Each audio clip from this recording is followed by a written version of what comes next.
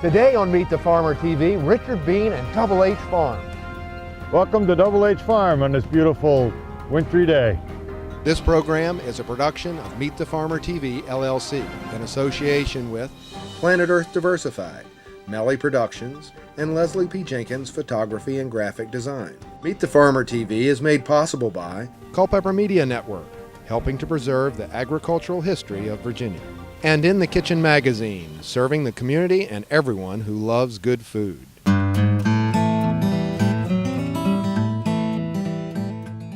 This is where it all starts. Yeah, at the end of January, that's about when we start planting in here. We've got, it's kind of a solar-powered greenhouse. We have the solar bags on the ground here to keep it from getting too cold.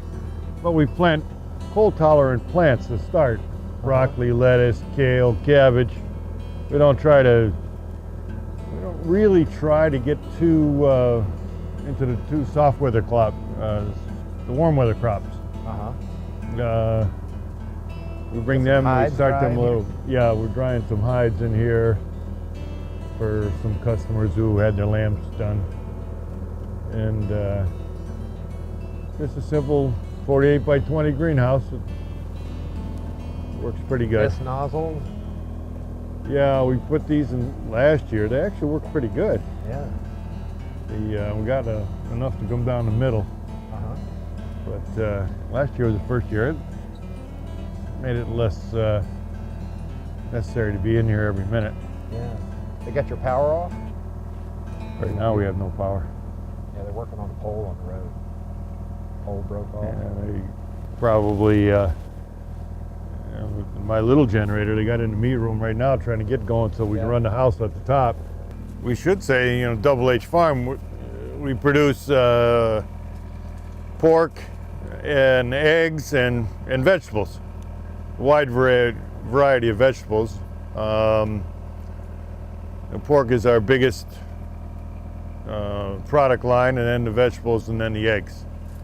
We sell at the Farmers Market in Charlottesville and at Nelly's Ford, and to many of the good restaurants in Charlottesville. Well, now it's like 17 degrees now, but you still got stuff in the field. We got stuff in the field because there are certain crops that are very cold tolerant. Kale, collards, winter cabbage, cauliflower. They can all take temperatures down to about 10 degrees before their leaves, and the cells in the leaves actually break and are not repairable. Yeah. Let's take a look. Okay, let's go. All right, so we got a winter crop here. Winter rye planted here, and right behind us is some braising greens and some tatsoi. Amazingly tough plants. Yeah. Some of those may not survive this freeze. Because not only we got a freeze, we got a wind that's cutting them too.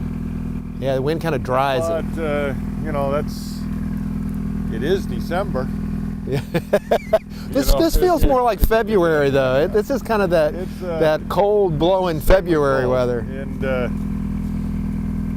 we really should be slowing down and taking some rest anyway.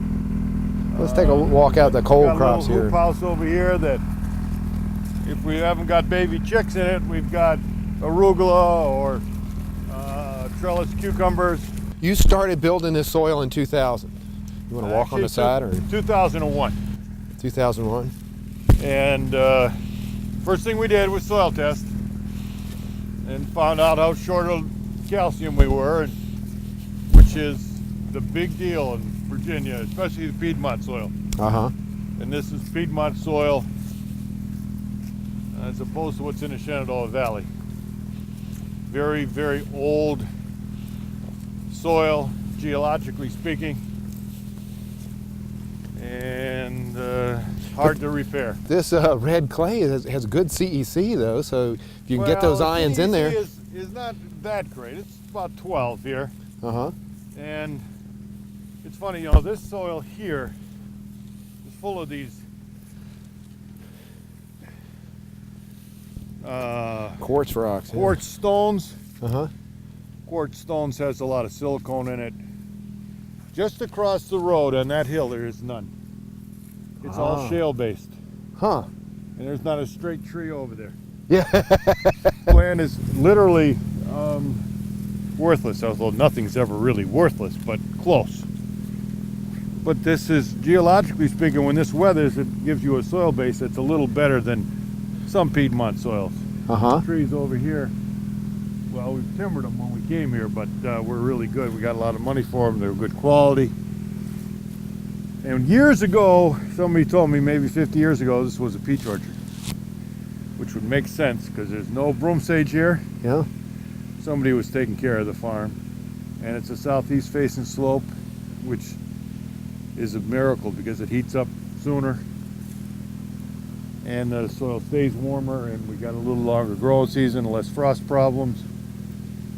Well, like I was saying, in year 2003, I think it might have been another year, but we had a frost on May 20th, which is way late, very late.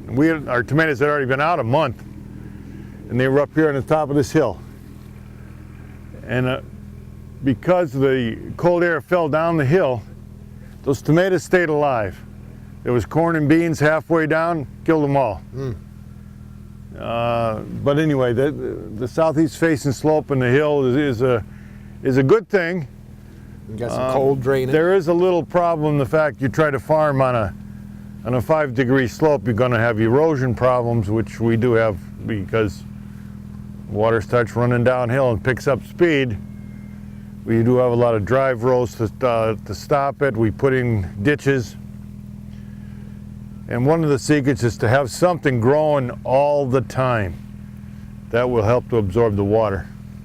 And as you can see, it's middle of winter and there's a lot of this farm is covered with something growing. Yeah, we see some broccoli right behind us.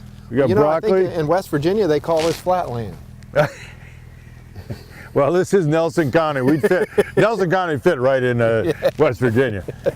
I mean, we only have to bend the knee a little bit to stand flat.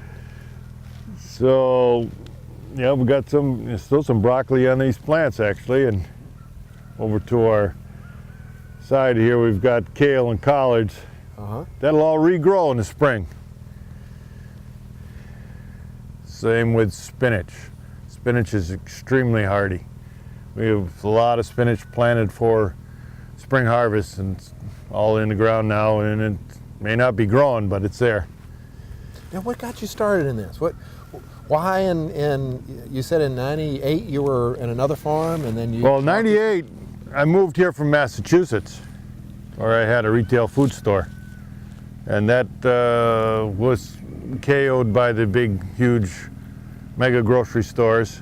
We had a good little store, but we were small, and got to where our customers would shop both places, and eventually, anyway, we just never made enough sales. So at the end, we weren't making enough sales to cover our expenses.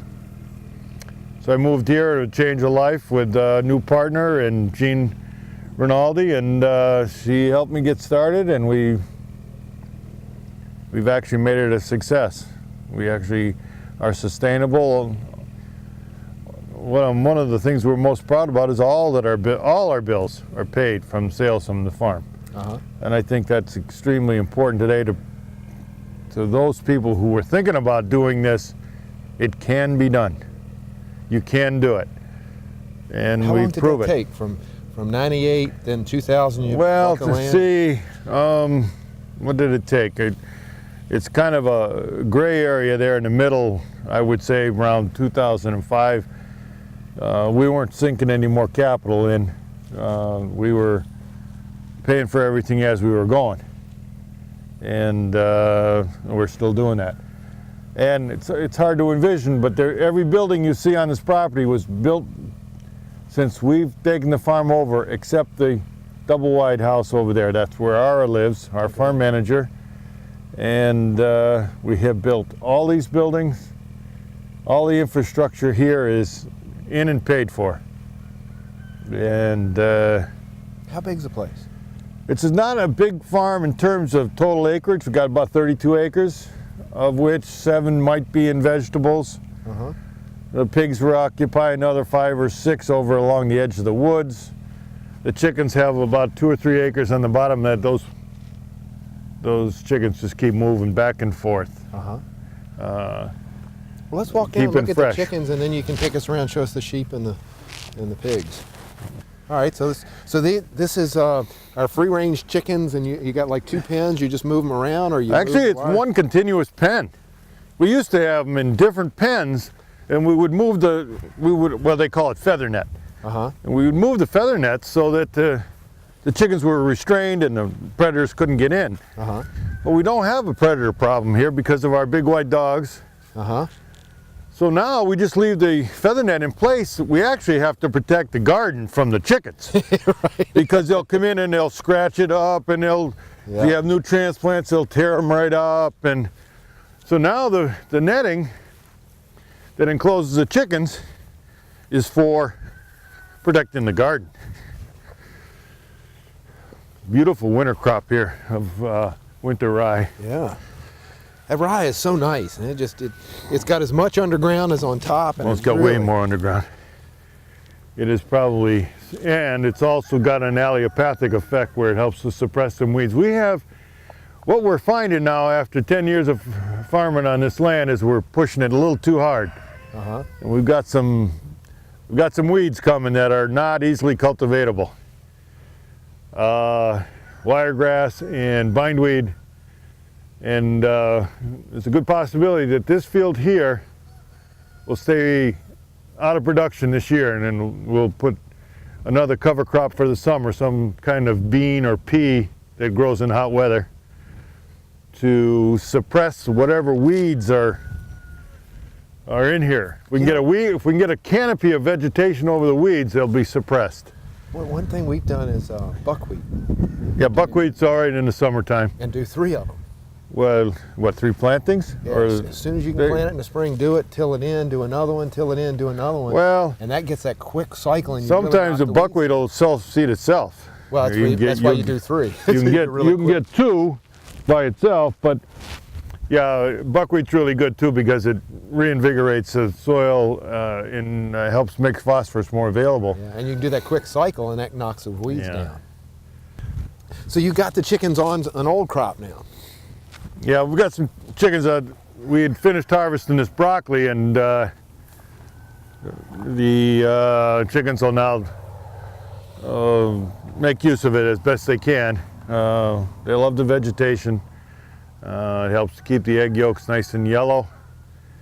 And also they're in there scratching and they're fertilizing, and they're also fertilizing and making the chickens happy at the same time. Good insect. Needless to say, chickens' egg production is determined by the length of day. We're now at the shortest time of the year, and actually the egg production will be the lowest now for the next 45 days because daylight will be suppressed. You like the coop? It's also a good time for the chickens to take a little break. We're not selling at the farmers market, so we don't need as many eggs. So it kind of works out in a good cycle. Chickens are extremely healthy. The only time we lose one is that we run over it with a tractor or something, or some crazy thing. The chickens have been really, really good for us. It's a very small amount of money to get it started. There's 350 to 400 chickens on this movable shed, and they just go year in, year out. They're making you good quality eggs, and they're healthy, and the chicken egg is healthy, and you're not really, hours per day is not too much time invested in there, and it just kind of goes. Very good pattern for the farm.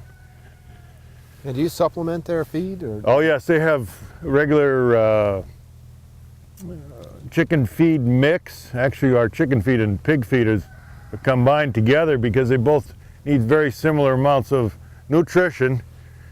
The chickens are supplemented with a little more calcium in the form of oyster shells because the eggs themselves draw calcium out of the body for the eggshell. So That, we give them a little extra oyster shells, and that gets their calcium up. It's a 16% protein ration. It's free choice. It's always available to them. And they eat about 1/4 pound per chicken per day. And 1/4 pound is maybe 12 cents, something like that. We get about 250 eggs per chicken per year. That's a guess. I don't really keep accurate records. And we sell the eggs for, on the average, about $4.25 a dozen. And we've been doing that right from the very beginning, and it's been a good system for Double H Farm. It's not our biggest dollar thing, but it's part of the program, and the chickens have been used to fertilize the land, but now they don't do that as much. We don't want them to come out on this winter rye because they'll really actually destroy it. They'll eat it. Are there any issues now with these new food safety laws of, you know, the whole leafy green We don't stuff? have any new food safety laws yet. Yeah. But those They're all been proposed, and some of them have passed, but some of them. Are they going to interfere? What with, are they going to? raising chickens? Well, right now it doesn't look like they're going to do too much about the chickens. I think they'd like to. All the rules are to benefit the large processors. They have nothing to do with the farmers that are selling locally. They're only going to get in the way. Who's going to enforce them? What are the penalties going to be? It's just denying you the right to produce your own food. It's absolutely ridiculous. It's some of the country's gone crazy in that whole respect anyway, all under the guise of safety. Where's the safety? It's the big guys who got the bad food, not the little people. How was the last time somebody complained about food at a farmer's market? I don't think it's ever happened. Well, now I guess the last month there have been all these little sound bites on NPR. 5,000 people every year get sick, 15 die from food safety, and now the FDA is going to take over and make it right. And that's kind of sad to me that's going on. What was the USDA doing? Why is the FDA being involved? Now we're going to have 2 people out here checking on your farm. That is absolutely ridiculous. And the NPR sound bites are sound bites. Where's the story? Where's the truth? We lose more than 5,000 people in auto wrecks every year. I mean, come on. How much can we protect? What is safe? We can't save every person, and most of these people who are poisoned, they're poisoned by mega farms. Yeah. So how does that work in with the sustainability of small guys like us? How do we, if we got all this legislation going that's really kind of being funded by large conglomerates that want to see us squelched, what do we do? Yeah. We just have to say, no, we're not going to do it. And challenge them to make you stop. I don't know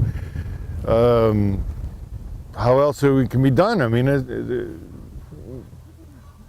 there's going to be a food shortage in the near future, and nobody even has a clue that it's coming. I mean, some of the people who do have a clue are the farmers and some of the people who pay attention to the food system, but all these rules and regulations are just going to interfere with everybody's ability to produce food. And what's the right answer? Unless you're outside the country. Well, and then it can come in and there's no inspection. There's supposed to be inspection. Do you see that in competition of more and more stuff coming from international producers and I think that competition really shows up in the grocery store as opposed to the farmer's market. Yeah. And selling direct to the customers. Those people are already on the page. They want to buy local, they want to buy fresh, they want to buy organic, they know where their food's coming from, they care where their food's coming from. That's extremely important. And stuff is coming from other countries, but eventually they're going to run out of food for their own people too. What the heck? That's completely unsustainable. Food from other countries. Food from the other side of the country is unsustainable. Feed your neighbor. That's the way. Feed your neighbor. It's so sensible, because then whatever surplus goes out and the circle gets bigger and bigger, and we're not designed to feed the world. We're not designed to feed everywhere. You know, we sell to our neighbors. We sell to our local people. So what do you think we can do with Meet the Farmer TV to I mean, maybe we got 1% of the people that are coming to the farmers market and that are, you know, in the chamber of understanding what's going on and supporting us and will go out of their way to make that happen, but it's only 1%. How can we reach out and get more of that happening before there are food riots? I mean, there are already riots in London over tuition going up. When we start losing food, when cheap food isn't cheap anymore, you don't have enough fence to keep the people away from coming and picking their own. I don't have enough fence, but I'm so remote that it's not going to be a problem. Yeah. But what about the farmers right on edges of suburbia, right on the edge of cities, who do really good because they're so close to the food, the customers? Right. I don't think we're going to have that big a problem. But you know, that's thinking in the future. I think that's a problem. I think there will be food riots. But as far as what you want to say on Meet the Farmer TV, that's pretty complicated. You can say what I'm saying. You can quote me and say this and that. All you can do is be there and put the word out that there's something's coming on. Something is wrong. Something is going to go wrong worse than we've already got. Talk about a little bit of food safety issues. Maybe they're not really little, but they're really coming from the big people. I mean, they're just out of control. It's all profit, and it doesn't matter whether they take care of their soil. It doesn't matter whether their food is good or good for you. Even the organic rules are not even covering that base. Yeah. There's 130 pages of rules saying what you can't do, not a single page that says what you should do. Your food has to be good, or it has to be good for you. You know, when we started in 1990, the ABF, that was the #1 thing. Every organic farm had to have a soil building plan. And it didn't matter, you didn't even look at prohibited or allowed materials until they had a soil building plan. They had to be stewards of the land. They had to do what you've been talking about for 10 years, building this soil up, filling the nutrient gaps, adding cover crops, and resting a field, putting it into sod when it needs it. And none of that's there anymore. It's all what you can't use, and as long as you don't use that, then you're okay. We all got talked into. Government will help us do organic. We'll keep a few of the rogue producers out of the way. We got more rogue producers now than we ever had with the government involved. Look at the dairy. The dairy is a disgrace. The organic egg business is a disgrace. I mean, those animals are no more better treated than they were in the cages practically. And to me, it seems just sort of like trying to package this whole, you know, it's sort of like putting a little fur lining on the handcuffs before they put them on you. Oh, that's so good, Mike. That's so good. Because in fact, that, you know, you're talking about Walmart getting involved. That means how cheap can they get it? That is all they care about. They don't care whether the farmer was sustainable or the producer was sustainable or he has children who don't have any health insurance, and they're not part of the solution. We got some buildings here with these that's where the pigs and sheep. Pigs have their babies in those. Well, they go back to World War I, and those farmers were doing pretty good, and war is always good for food business, but they did pretty good, and then they started doing all kinds of things about controlling stuff, and it didn't stay good. It got worse and worse, and then in the 30s it got so bad we had the Dust Bowl, we had, you know, multiple tragedies and disasters and farmers leaving, but well, land was cheaper too. Yeah, so what? It's all relative. If you weren't making anything, it don't matter how cheap it is, you can't buy it anyway. Or take care of it. How about taking care of it? I don't know. I think I'm selling some of my lettuce for about the same price I did 15 years ago. I'm selling the same lettuce for the same price I did 10 years ago. Yeah, and anything costs the same as 10 years ago. Yeah. For our input. But now in talking about the The next really devastating thing was when we started using artificial fertilizers and pesticides, which came at the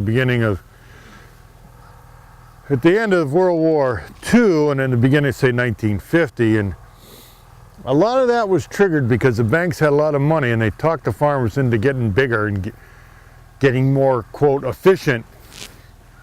And they had all this technology that they could use on the fields, and you could farm more land with less labor, more equipment, chemicals, and so on and so forth.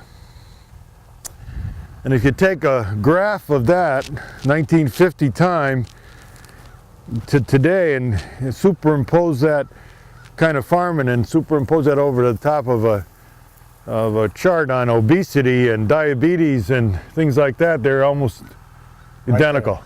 They're identical. As we went that way, our health went health problems went up at the same time, tremendously so.